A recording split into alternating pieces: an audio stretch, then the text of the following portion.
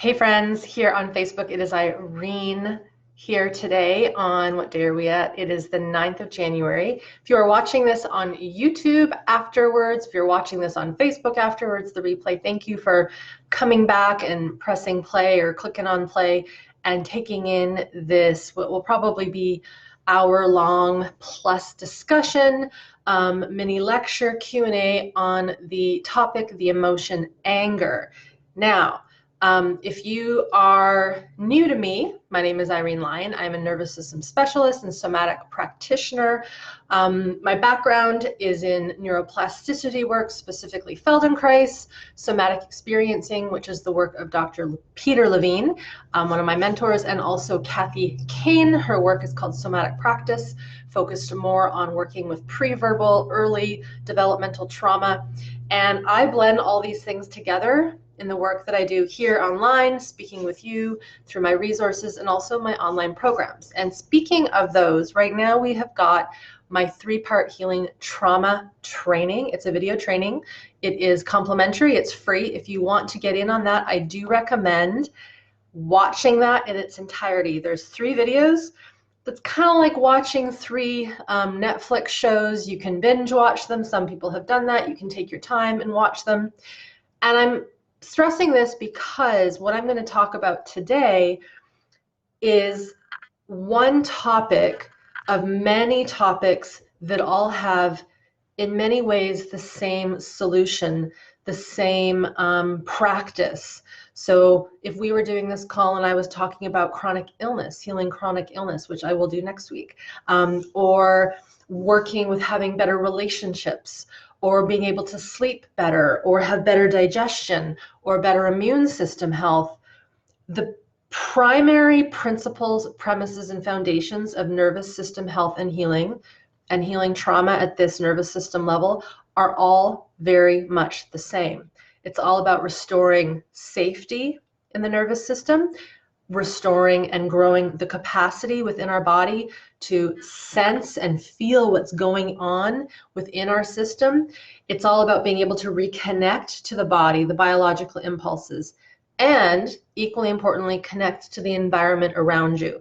Because basically when we have got trauma from the past that we have not properly healed, and if you're here, my guess is that is why you are here. Most of us, if I dare say all in Western society, and especially industrialized nations and cities where we're not working on the land in the same way we used to, we're not following our need for sleep and rest and play and connection. When we're not living and breathing that kind of natural habitat for the human system, we store some form of stress. And then of course we have chronic stress, and I'll get into that today with the questions I have here.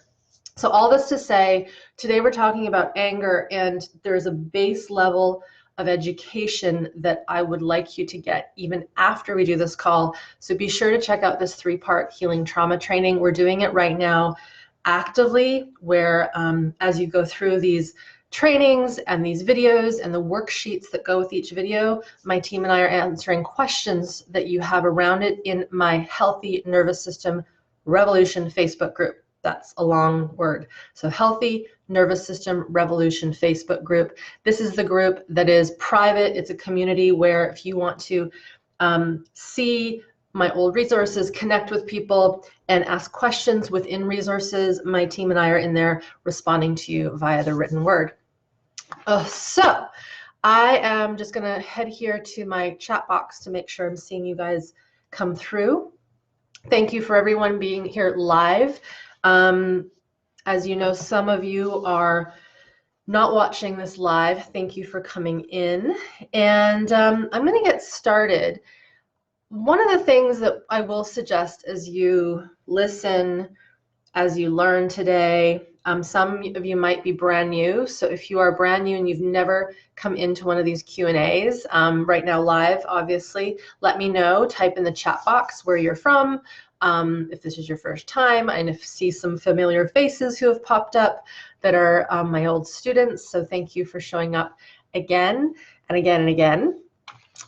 So we're going to get into this. And if you do have a question revolving around the topic of anger, please type it in, and then I will get going and answer those as I go through. So the first thing is, I'll tell you what I got here. I've got 3 pages of questions. Most of them are very similar, but there is an overarching theme. And one of those themes is, what is anger? So there was one of those questions. And how do I release it? So how do I move it out of my system? And I'll start by talking about what it is. So anger is one of the basic human emotions. So we have joy, fear, sadness, disgust, surprise, and then anger. I got them all right. So those are our 6 primal biological basic emotions.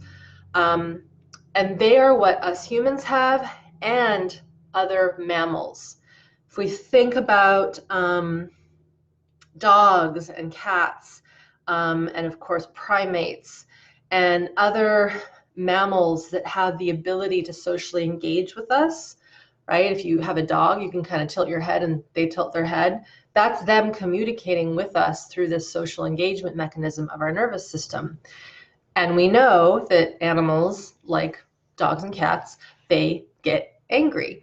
They will hiss, they will growl, but they also can be happy, and they can be sad and upset, or they can be surprised and startled, or they can smell something and they know something is disgusting or isn't good for them. They'll sniff and then they'll walk away.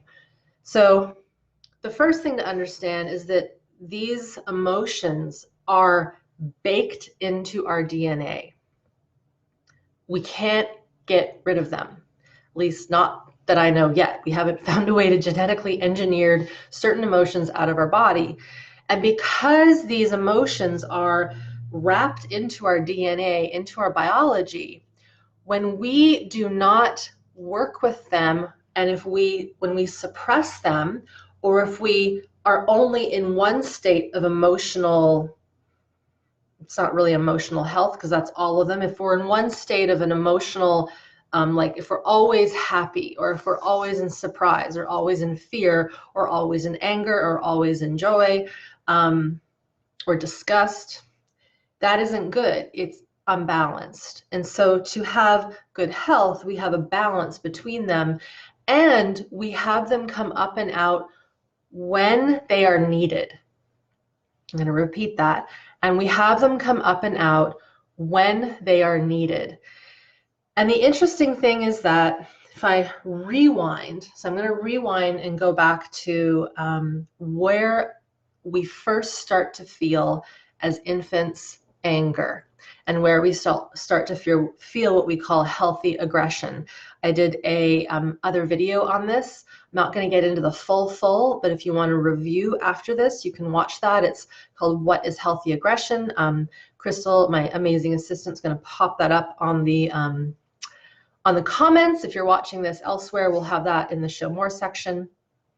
When we are little, when we're infants and we can't talk, when we start to get more of our movement capacity on board, if you've had babies, if you've had an opportunity to be around infants, there's this point where they start to gain more strength.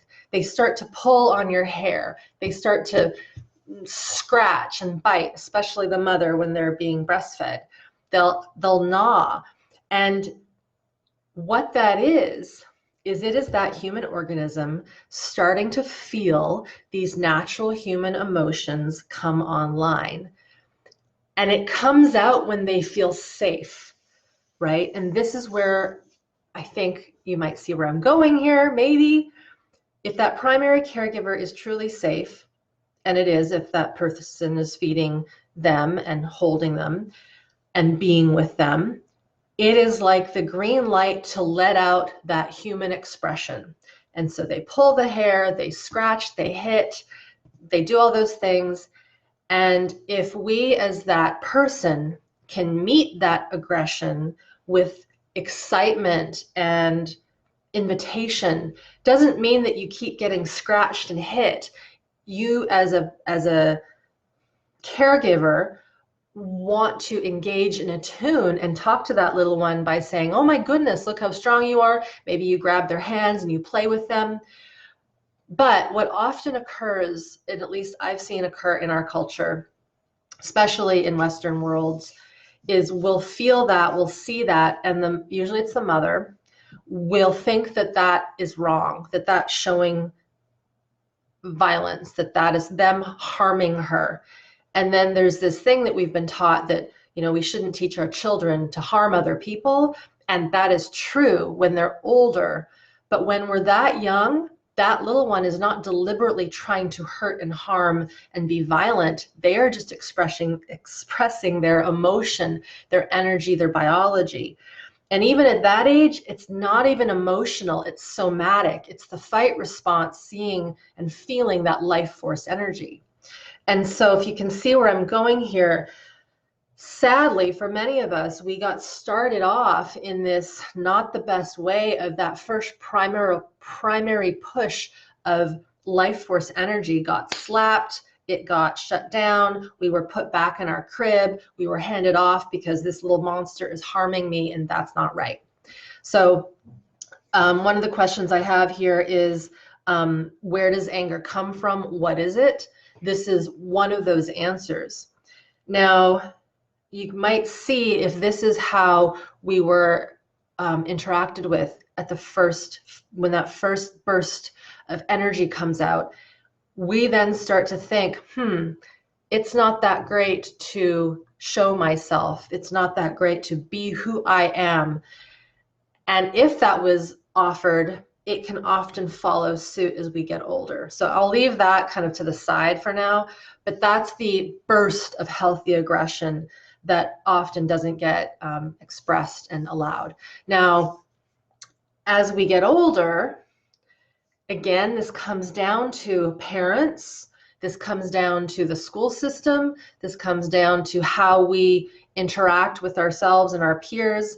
But if we're in an environment where there's a lot of violence and rage, one of two things occur. We start to realize that that's not safe to show any kind of expression, so we just shut down, or we model that from our caregivers and we become like that.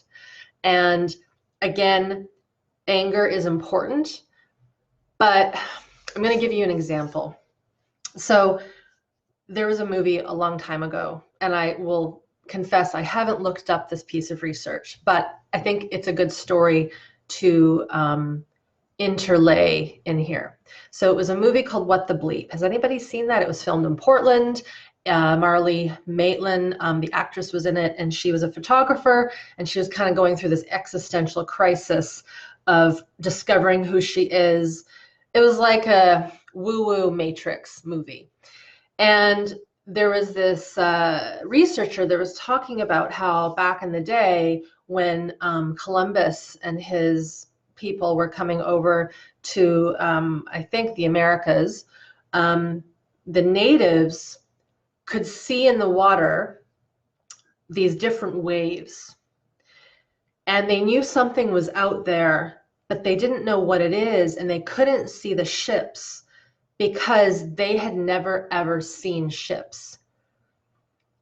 And I think that's such a fascinating example, because anger is like that ship in a way. And in many ways, we are the natives who have never seen, for most part, what it looks like to have human beings interacting who have healthy aggressive tendencies, who can express anger, who can feel anger, and put it out to our significant other, to our work colleagues, to our children, show it in front of our children, but it not be reprimanded or in a way that the other person feels hurt because they think that we're getting angry at them, when really it's this emotion that we're just trying to get out of our system for our own health and well-being, not because we're trying to harm someone else. So that is a long way of saying that right now, a lot of what we understand is based on how we've been, but how we have been hasn't actually been how our biology wants to be. Does that make sense? Let me know if that example makes sense. So let me have a little water here. So the question is, where does it come from? It's just natural, it's baked into us. The next question is how to process and express healthy anger and aggression.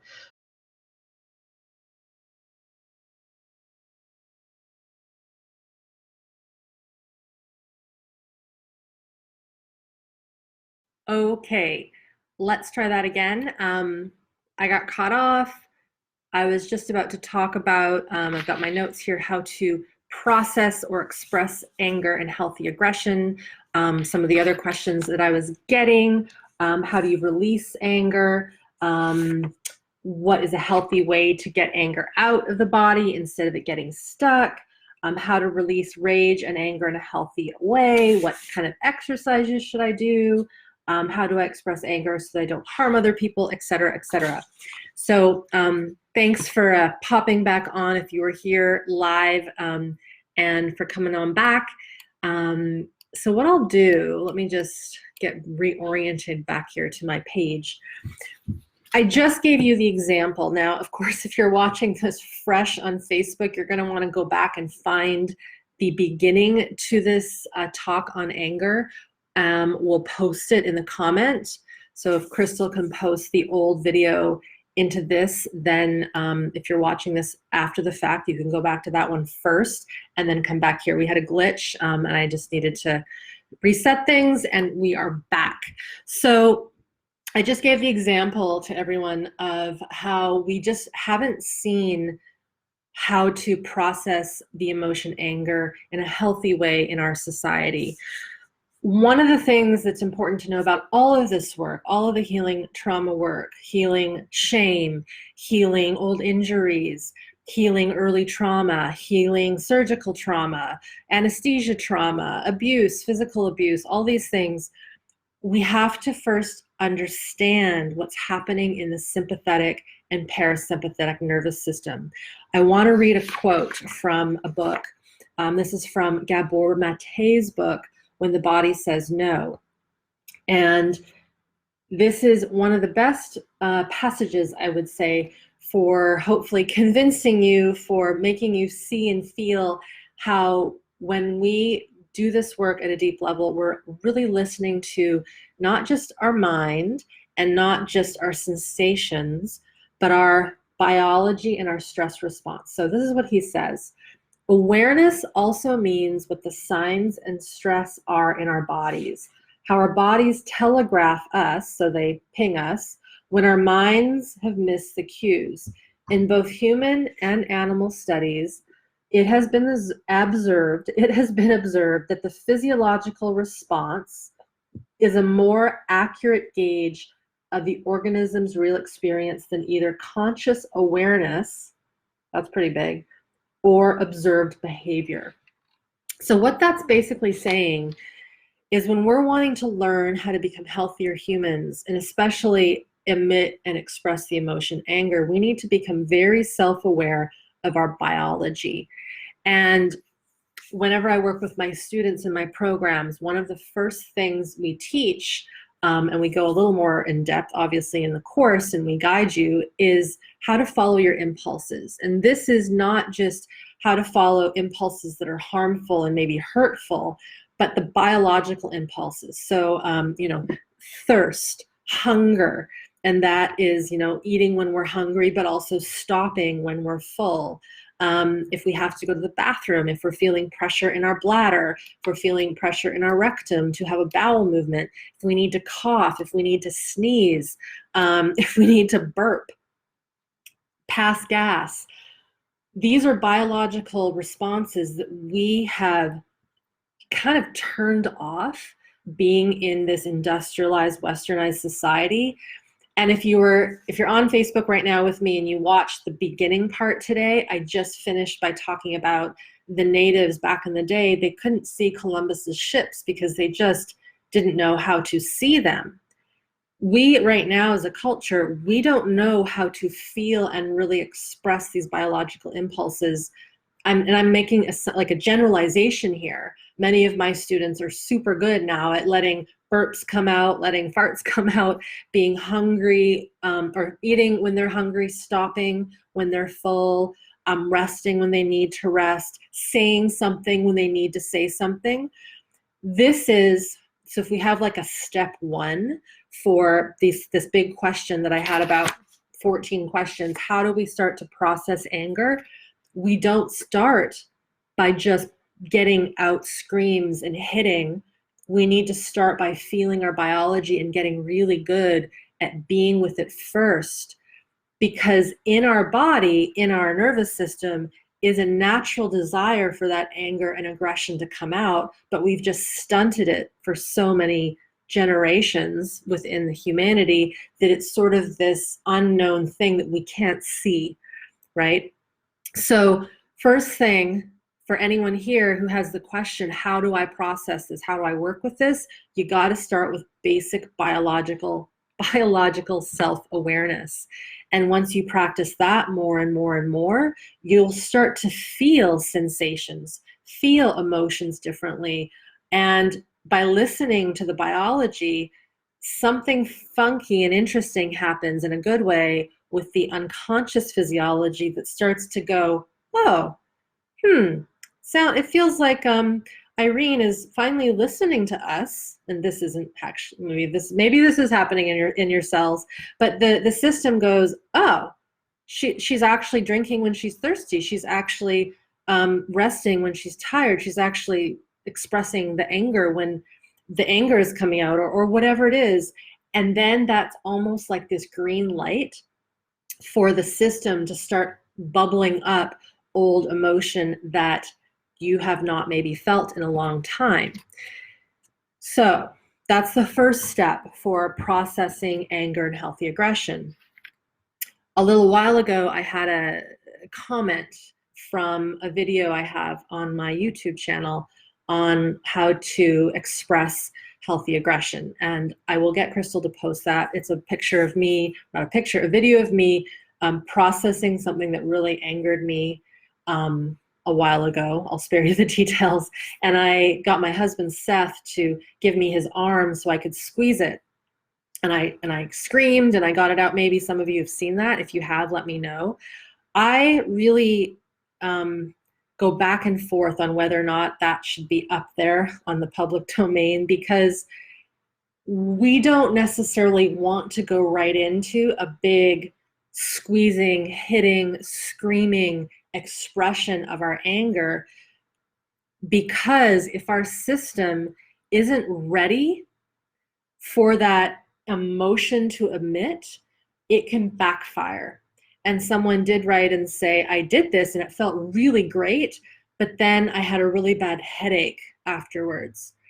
To me, that's a sign that the system, there are these systems in our bodies called diaphragms in osteopathic fields, craniosacral fields. There's these levels in the body that are containers. And this is important for understanding anger and processing it in a healthy way. We have these containers within our body. They are spaces.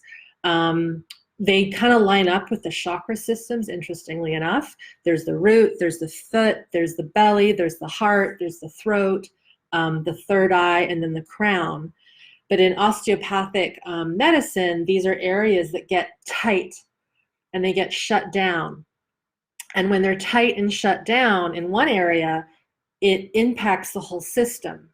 And so really healthy flow in the entire organism is having all of these diaphragms open all the time so that emotion can move, it can leave, trauma response can move and it can leave, joy can come through the body, movement can come through the body, and we can dance and have opening through the whole system. But what we know is when we have had a traumatic experience, usually lots of them, if we had early trauma where we had to shrink, shut down, disconnect, basically it stops our flow within these diaphragms. If we try to get the anger out with a behavior like squeezing something really tight or hitting something, what the body is doing is it's getting the behavior out, and it might feel really great to just do this. But if your physiology is not primed and naturally set to keep the flow and the capacity going, something is going to clamp down more and go, whoa, whoa, whoa, whoa. We're not ready for that yet. So we're gonna clamp down, and then the headache comes, or we're gonna clamp down in the gut and then we get constipated, or we're gonna clamp down in the heart, and rather than feeling good and loose because we just got that anger out, the heart actually is tense and it feels more panicky. So all of this is in service to answering the question, how do we process anger and healthy aggression in a healthy way? We have to start by first working with the physiology without any intention of trying to get that anger out. I'm going to use another analogy to go with this one. And I was thinking about this last night when I was prepping the questions and figuring out how I wanted to describe this, because there's not a lot of examples that are so well suited for this topic. But if you think about it, all human beings, we are, again, designed DNA to walk on 2 feet. We are bipedal, right? Walking is like that task that we teach a child, or they have the capacity to know how to do naturally. And granted, they have good neurological function. You give them the space, you give them the environment, eventually they get on their 2 feet and they walk. If we were to take someone, an adult, who can walk, and plop them up at Everest Base Camp in Nepal, in the Himalayas, if we were to take that person from sea level where I am, even if they're fit, and put them up to base camp in Nepal to go up Everest, sure, they can walk, but they are not going to feel so well because they haven't acclimatized to the altitude. They know how to walk, but do they know how to use mountaineering equipment? Do they know how to use an ice axe? Do they know how to tie the carabiners on so that they don't fall? There's all these things, right? Do they have the fitness level to deal with high altitude, et cetera, et cetera? So just because our system knows how to walk, which is code for has the emotion anger, doesn't mean we go right to Everest Base Camp and try to walk in that territory. I hope that analogy makes sense. Let me know if that gives a little clue there. But it comes back to this idea of a lot of practices, cathartic practices, and I did another video on this, Crystal can pop that up, are about just movement and behavior. And as Gabor Mate said in this beautiful quote about the stress response, that the physiological stress response is a more accurate gauge than observed behavior. It goes the other way. Just getting the behavior out, if I just do this and pretend I'm hitting something, that I'm not connected to the impulse that makes me want to hit, to complete the anger that's stuck in the body. And some of the questions that I got here were, I know I've got anger stuck, but I can't get it out. So if we are trying to prime and poke that anger out with just random movements that don't make sense, the system's going to be like, what are you doing? What are you doing? And it's just going to be like, we're not going to do that. You can do that movement if you want, but we're not going to actually get that emotion out. So there's another example of how we all have these emotions in us, but we need to work slowly. I'm going to pull out another good word from Peter Levine, titration. We need to work in a titrated way so that we're not bombarding the system with too much too soon, and then it doesn't know what to do with it. And then we run the risk of the system, those diaphragms, clamping down even more. That's why that person got that headache. And I apologize for that. I'm not sure. I'd love to hear from you guys. Should we keep those videos up? It's only one video. It does demonstrate the level of rage and anger and healthy aggression that a person can get out.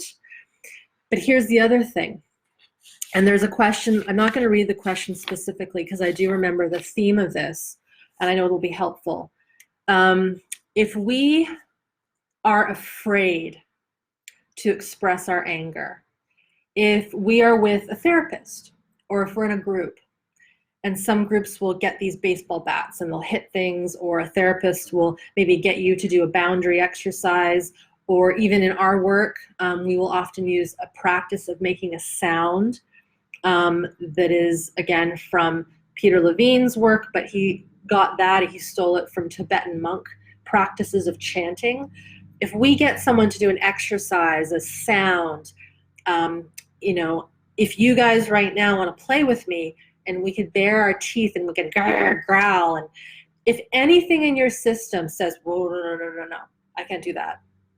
Like, if there's any ounce of shame, shyness, any ounce of no, even if it's a tiny little no, whatever, that means that your system is not ready to express anger in a healthy way. It's possible that it can rage and really be violent, and I hope that isn't the case, but to have it come out in a pure animal way that is for your system to come out, if it feels in any way scary, that is just a sign that you've got to do more capacity building. You've got to do more awareness work, basic work of noticing your impulses, orienting to the environment, working with the stress responses, the stress organs. This is something that I get into in my work. It's what I learned through Kathy Kane in Smart Body, Smart Mind, which is my 12-week program, which we start up in March. We teach these things of connecting with the system, working with actual physiology, not the emotions. Does that make sense? It doesn't make sense for me to try to teach you how to climb Everest if I haven't first taught you the skills and needs at high altitude walking. I'm not going to do that with you if you haven't gotten your fitness up to have a pack on your back and to be freezing cold, right? We need to wait until the system is just ready to do that. So thanks, Rod, for that comment, that analogy worked for you. Awesome. Trying it out for the first time. So that goes back to this idea of I don't feel the emotion, or I'm scared of anger. That means that we have to go back, do more groundwork, more foundational work, and then work up so that it just comes up and out. Here's a good question. Where does toxic anger come from and how does it occur? Basically, to me, if we're calling it toxic anger, then it is a few things. It is violence, it is rage, and it would be abuse, right? So if we are spewing or being physically violent and hurting someone else, granted, they're not harming us. So this is where this gets tricky for humans, right? This is where this isn't necessarily cut and dry. If someone was to attack me and threaten my life, as an animal who wants to protect my brain, my species, me, my offspring, I am going to fight. And I'm going to fight so that I survive. Thank God that has never happened, and hopefully, knock on wood, that never occurs. But there is a defense that comes out that will be violent and be rageful because I'm trying to protect myself. That is different, right? Please know that is different. Animals in the wild, they do it all the time. They protect their young. They are not going to worry about harming another animal if it means protecting their young. If we have got a situation where we're finding that we're being, I'm just going to talk generally, abusive, hurtful to our kids, to our spouse, to the barista at Starbucks because we had a bad day and she forgot to put whip on our hot chocolate, and we're being, violent to that person, even verbally, that's not good, right? Because chances are that's happening because there's something unresolved in our own system and we're not understanding, we don't know how to naturally, I'll use the word differentiate between, whoa, this is This is my stuff. Something's been bothering me and now I'm getting this out on someone else. That's not cool, right? And the thing that's interesting is that because of our human culture and our lack of really solid communication with verbal language and attunement, we miss things, we misattune, or we hold things in, and then it all comes out in like an explosion. And this is what we see with violence, with things that just don't make sense. Someone just doesn't wake up one day and decide, I'm going to go and harm someone. That is something that has been building and building and building for many, many years, if not decades, if not transgenerationally. So toxic anger comes from that anger, that emotion having been repressed, stuck, not allowing that person to have expressed. In my first part of this video, I talked about healthy aggression in infants and how they will express a healthy aggression when they're really, really young, before they're cognitive and before they're verbal. And if that aggression is met with kindness and energy and excitement for their life force energy, they're not going to suppress that. But if we're told, stop that, that's not nice, but we feel this desire to get it out, we're going to store that in there. Other areas where we get toxic anger, I have an article called The Real Deal on Fear and Why We're Masters of Avoiding It. In that article, and we'll post that, I talk about and I distinguish anger to rage to violence. So that would be a good review after watching this, just to see it kind of in point text form. The other things that happen with anger, and I've seen this with kiddos that I've worked with men that I've worked with women that I've worked with, if we were harmed when we were young, obviously abused sexually, physically, emotionally, verbally, if we had medical procedures when we were really young and we had to be held down, even if we were infants and we don't remember, but things were done to us to, of course, keep us alive, but they were still an insult to the system. And the other one that is quite big that is hardly talked about is male circumcision, and of course female circumcision. When that's done, especially for males really, really young, they are storing a procedural memory in their system of someone just harmed me, someone just hurt me in the most sensitive place on the body. I am so pissed at that. But they don't know what it means because it's happening when they're babies, when they're infants. But they feel it, right? They feel everything. And so when they get older, there is this aggression that is connected to that male anger energy, and in some ways rightfully so. I'm not saying that it's right, but their biology is driving the response that never got to happen, that never got to fight for themselves. And sadly, you know, and again, we just didn't know this back in the day, the person that often hands them to the person to do that procedure is often mom, the person who's supposed to protect us, right? So then we've got this double bind where the person who is supposed to be our protector is actually putting us in the hands of someone who just harmed us and hurt us in a very deep way. So that is another interesting piece there. Going to go to some more questions here. Is an anger response to unmet needs or feelings of incompetence due to trauma or just immaturity? So I'll say that one more time. It's a long one. Is an anger response to unmet needs or feelings of incompetence due to trauma or just immaturity? Well, here's what's interesting. This kind of goes back to what I just said, is that if we are emotionally and nervous systemly mature, if we're regulated, our anger will come out naturally and in good form, and it will have resolved the hurt and the harm from those earlier years. But if we were not taught how to express emotion, not just anger, but joy and sadness and pain and disgust and all these things, there will be an immaturity in the system.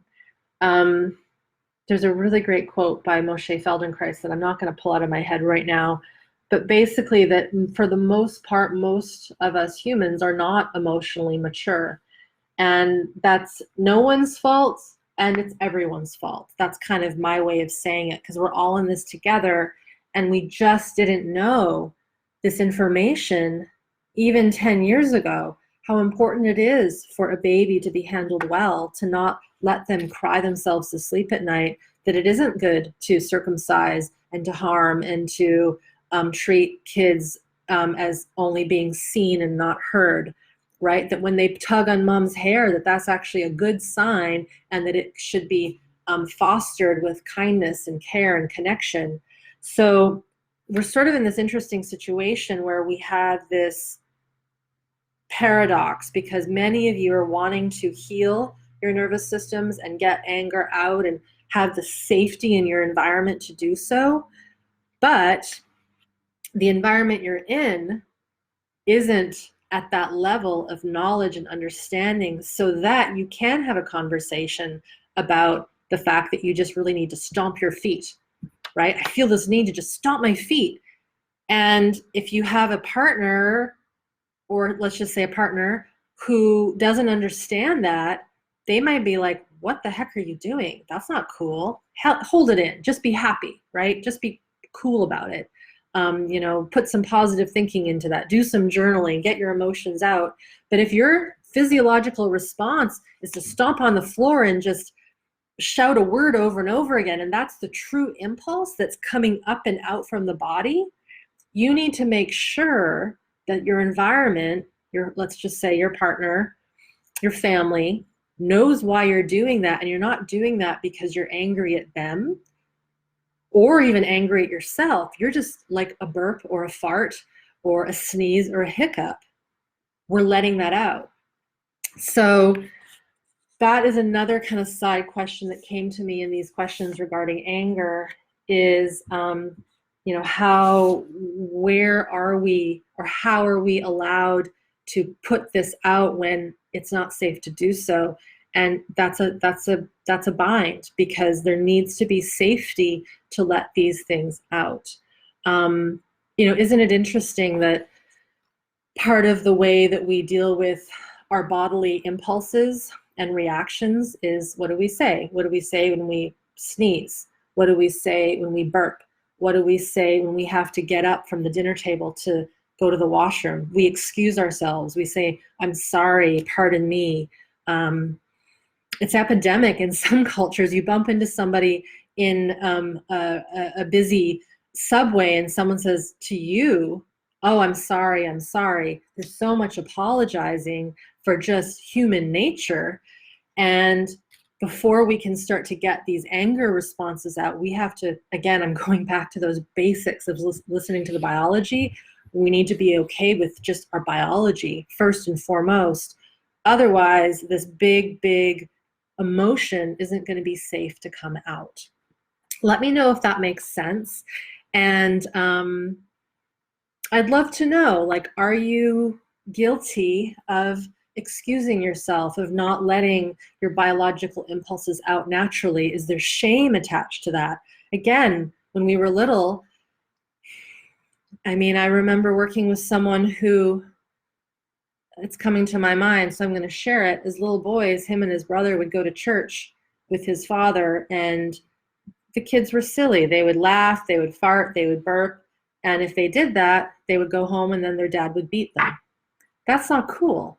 But that's how so many people are raised. You don't do that stuff in the Church of God. You don't do that at the dinner table. You do that in your room. You do that in the bathroom.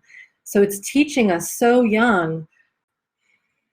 Amelia says, as we are aware of the anger rising up within us, and as we practice orienting to the environment and our internal state, is there a place for creating a new narrative or using a mantra to redirect this energy?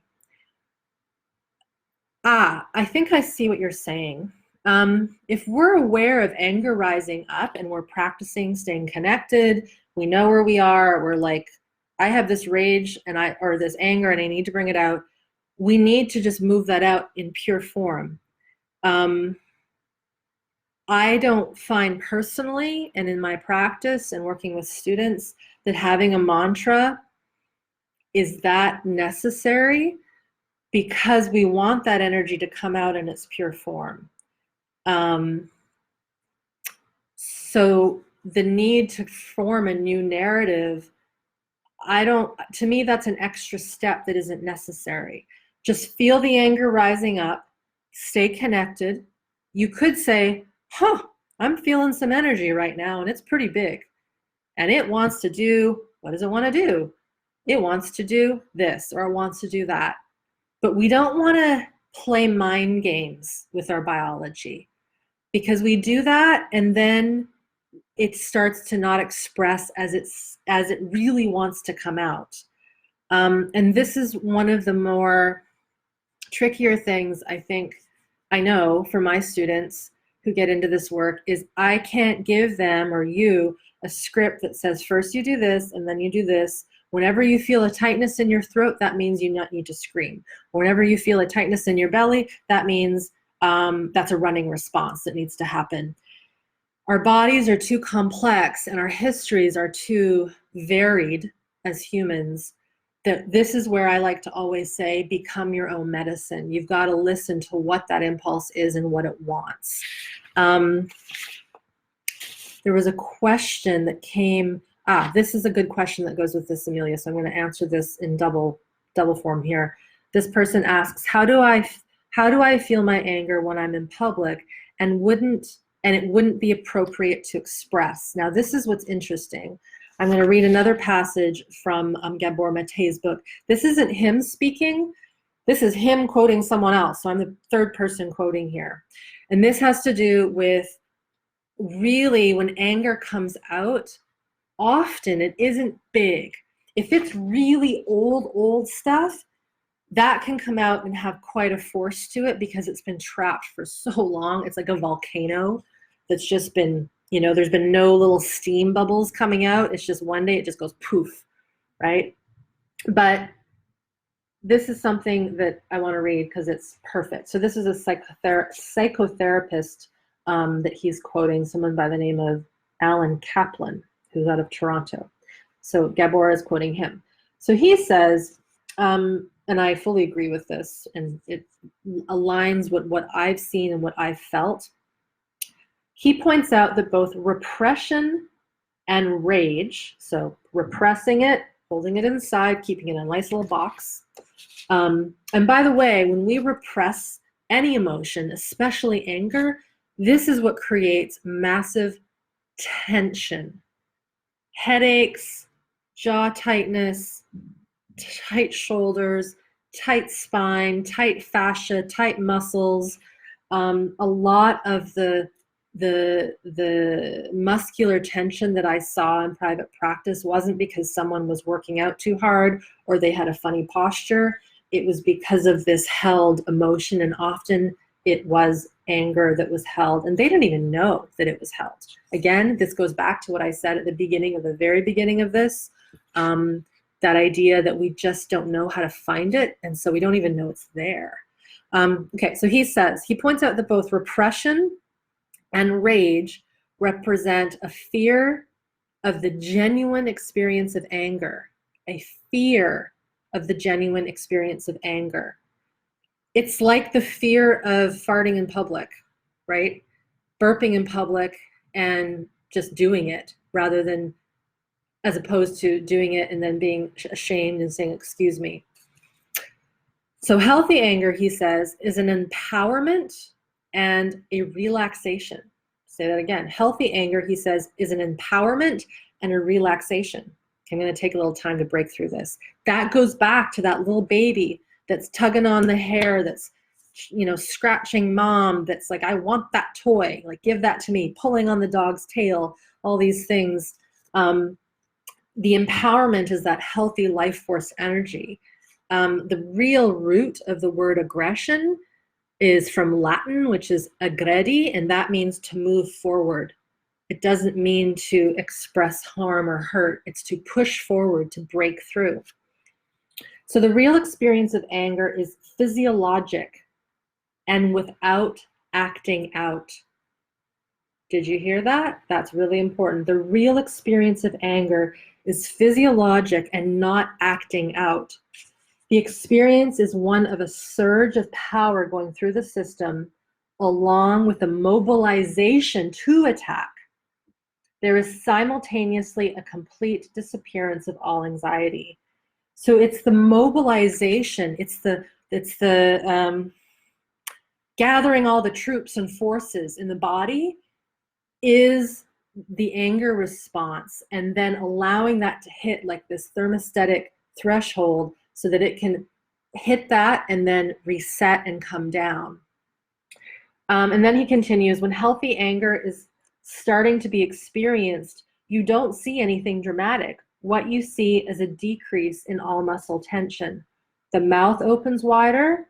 So notice your mouths, everyone, right now. How is your breathing? Is your mouth open? Is it soft? So the mouth opens wider because the jaws are more relaxed. The voice is lower. And you see all signs of muscle tension disappearing. So there is this physiological thing where when we get better and better at listening to our physiology, anger becomes just like any other blip of sensation, but we feel it and we are with it and we notice it. And so it can actually do its thing, kind of like a shiver going down your spine. It just happens, right? So this person that's asking, how do I feel my anger when I'm in public without it being appropriate to express? When we're really trained in this and we can move this through, we actually don't have to do a movement or growl or express or make a sound. We just feel it. It just goes through us. Maybe we squeeze our hands a little bit. Maybe we move our shoulders, or maybe we don't do anything. We just feel it go through like a wave. And again, this is advanced, right? If we're just starting out and we haven't even listened to our physiology and our biology, we got to work with that first. Going back to that idea of building foundations and learning how to walk real well before, and in varying conditions, before we put you at base camp at Everest, right? You've got to do the basics first. So that is that answer. Someone asks, how do we stop escalation? This goes back to the same thing. We have to practice listening to the physiology and knowing that we can reconnect to the body, come back to the environment and be like, here I am, this is what I'm sensing. And there's that breath. Things escalate when we don't pause to reflect on what's happening and feel it, right? And this goes back to, we really don't want to redirect necessarily. We want to sense and feel. Now, the one situation, not the one, there are some caveats to this. If we're with our toddler and they're driving us crazy because they're asking us why questions over and over again, and we're getting pissed because we want to do something else, there are moments in time where we might have to not express what we're noticing because they won't understand.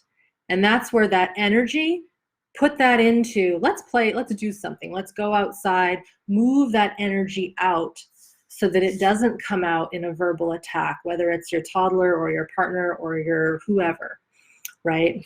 Your dog, your cats, because they'll take on that energy too. Okay, I'm gonna see here another question. Can you release anger alone without resolving it? Can you release anger alone? So yes, you can. And I won't change them. I'm not exactly sure what your question is, Anne. But yes, we can release the emotions. Here's the thing. I'm assuming you're all here because you're really interested in healing trauma at the nervous system level. If you are, let me know. Give me a like. Do something. Let me know that that's why you're here. There has become a misnomer around what healing trauma looks like. And it isn't necessarily about release. It's not necessarily about something shaking out of the body. It is about restoring, for most of us, regulation back to the nervous system. And that looks pretty boring often. It's quite subtle. It's quite little. There's not a lot of big sparks that occur. And I think there's been this miseducation that to release trauma, we have to have this big funky chicken trauma release. And I think that was the first pass of teaching people what trauma is. And yes, if we have had a massive shock trauma where we had the desire to run and hit and flee, and then we start to get back into the body and reorient and feel the stored and trapped procedural memories, then definitely, yes, there might be a massive shaking response, a big emotional release. But sometimes they come out in the most subtlest ways, through shivers, through angers that don't make sense, through being frustrated, feeling sensations that don't relate to anything but just, this is a really weird sensation. So I want to just kind of put that out there as a blanket topic or a blanket statement that working with our trauma and stored trapped stress isn't always what we see in the movies, so to speak. And this is where we have to really understand the complexity of our human systems in relationship to our more industrialized, westernized, and domesticated world. It's not even about complex. It's about the fact that our ways of expressing have been stunted because our way of habitating isn't technically what nature designed. Hey, Tom. Ah, you're Darla's sweetie. You say, I get chronic migraines. How can I tell the difference between it coming from anger versus the damage to my cervical spine? That's a great question. This is trial and error. You've got to get really good at listening to your physiology. Typically, if it's more stress or emotional related, and I'm saying this is a generality, we'll feel something coming up that feels kind of like aura or an energy that's off, or we might feel a little sick, or we might feel low energy, or we feel a spike in our sympathetic adrenaline. That's showing that there's a dysregulation going on in the system. I'm using my hands to kind of show that kind of crazy dysregulation.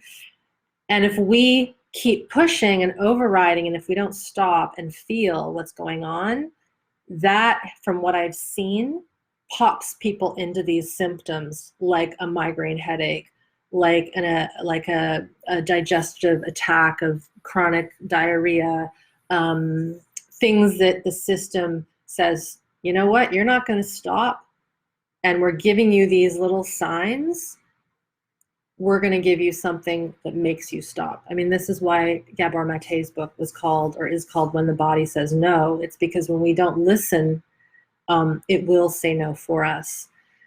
In terms of the damage to the cervical spine, that can, because, and I don't know what the damage is, but let's just say there was a break to your C-spine and there's scar tissue and muscles are tighter. That's where that can exacerbate because there's already a compromised flow to that area. And so you've got that on top of maybe some chronic stress and some old stuff you haven't worked with. And it's kind of like this perfect storm where it's like, okay, well, we've already got this compromised physical structure, and then we add this, and then it just makes it that much worse. So it's possible that they kind of coexist, but both things can contribute to that. And that's where, you know, we can get work done on the physical structures, gentle movement, osteopathy, proper posture, doing the things to keep the tissue healthy and keep it alive and well.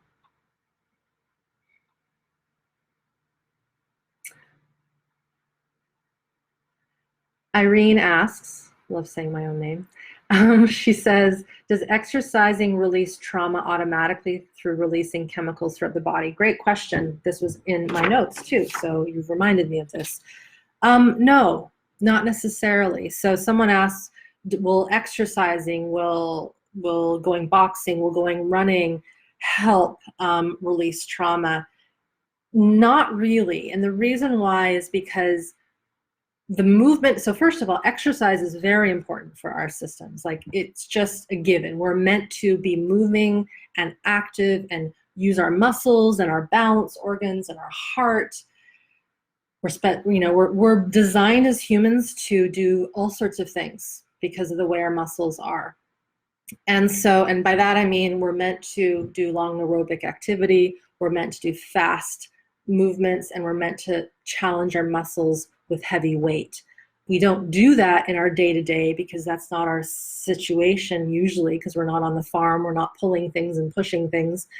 So it is important to exercise. I'm going to just blanket that out there.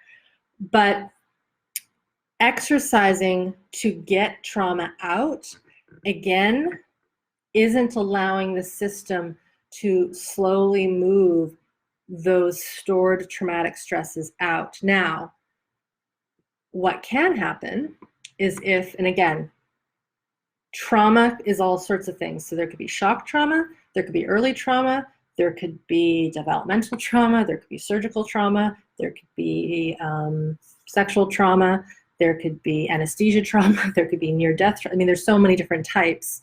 So this is where learning about those different traumas are quite important. I get into that in my healing trauma training, so be sure to do that. So what I want to say with exercise is that we could use it to help the system feel activation. For a lot of us, if we are shut down and not able to sense our bodies, we can use a little bit of movement to feel our heart rate go up so that we're using that to listen to our biology. But then we actually want to pause and feel it and notice it and then feel it come down. So, of course, if we were to do that with an exercise routine, we would never get past 5 minutes because we would have to stop and listen. So fitness is different than using specific movement and getting the system going to feel the body, but then work with it in this titrated way. So just releasing the chemicals will not resolve the trauma. If it were that easy, we'd all be fixed, right? So it isn't that easy, unfortunately. We can do strength exercises to feel our life force energy. And Peter Levine will often, when he's working with people and doing sessions, he will bring out like something to lift, something to squeeze, something to jump on. I've even seen him bring a stepper, one of those steppers, for people who are in deep shutdown to help spark their system up. But he's not saying, okay, we're doing this to get your anger out. Never would he say that. Never would I say that. We're doing this so that you can feel your physiology changing. And then you've got to feel when it's enough. And then you pause, you stop, you orient, you listen, and maybe something comes up and out. Maybe nothing comes up and out. So it isn't that cut and dry. I wish it were. Exercise is important, and it will not be enough to help release trauma. Now, the one thing I was thinking about with this question, it can help to relieve the daily stress. So, we know this from research that people that have a regular exercise routine, they live longer, they're healthier, their blood chemistry is better, their mental state is better. The research is super conclusive. I studied that in my 20s. So we know that when someone does a regular exercise routine, it helps them keep their stress down, but it's the chronic stressors of daily living that are in some ways being, and I use this lightly, flushed out. Granted, of course, that they're doing that exercise and they're not staring at their phone, they're not watching the news, maybe they're listening to music, that's fine. But they're doing something that allows the system to move energy out. And because we're so sedentary in our day-to-day lives, most of us, that kind of daily movement is important so that the chronic stressors of the day don't add up. But very different than working with the trauma that has been stuck in the system since maybe in utero. I am going to look through these comments. We've been going because I had to stop because I had a glitch for about an hour and a half. So I'm going to pause. And there's a lot of great questions in here that I want to keep within this thread. I will do my best to respond or have someone in my team respond to them. Here's a simple one. Elizabeth asks, does sighing heavily help to release anger? It helps to release something. I don't know if it's necessarily anger. You see, this is again where we could all do a sigh, but if it's not done spontaneously, we're imposing that sigh. If it's a natural sigh, a spontaneous sigh, like, you know, you're in bed and you're, oh, this very impulsive yawn and stretch comes, that could just be the system wanting to reset the muscles a little bit, just like dogs and cats. When they get up, they stretch and they do this yawn, but they don't keep doing that over and over again, right? They do it once and then the system is reset. So sighing is a great thing, but we don't want to establish it is for anger, because it could be a sense of relief. It could be the system just releasing a little bit of stress. It could be a lot of things. So again, it's not cut and dry. I wish it were. Let me just see if there's anything else I wanted to put out here. Be sure to check out that video that I did, What is Healthy Aggression, where I talk about the origins of aggression, where it comes from, and how it gets thrown off so easily.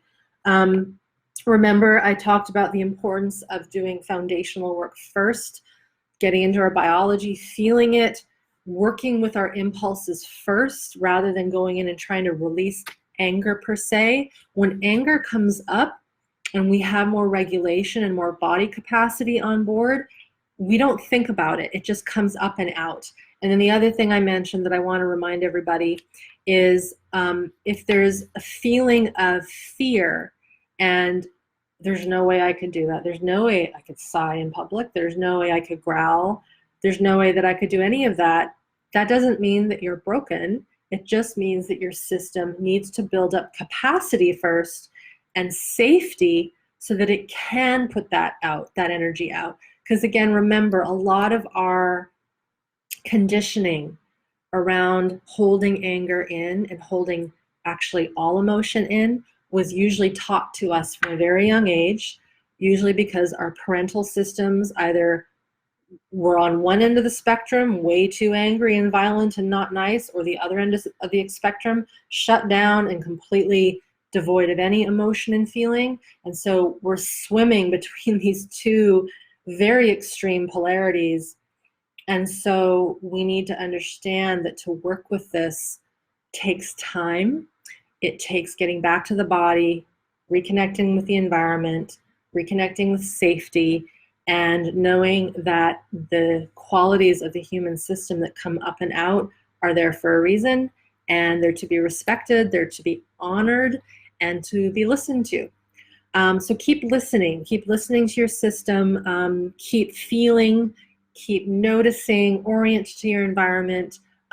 Definitely take in the 3-part healing trauma training that is happening right now.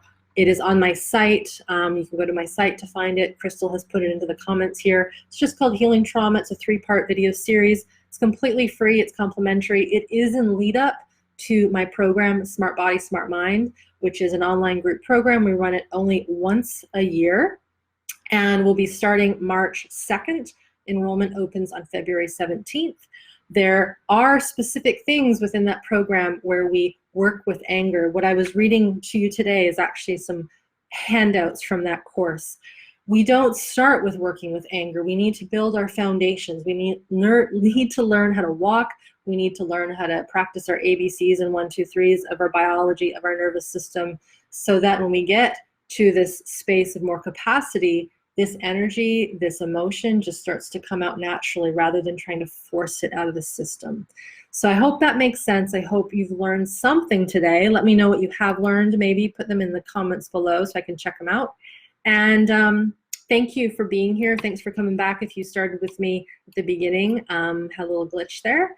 But that's it for today. Be well, everybody, and be sure to get into that healing trauma training. And if you'd like to join me for Smart Body, Smart Mind in March, check that out too. You've got lots of time to ask questions and make the decision to join this year or not.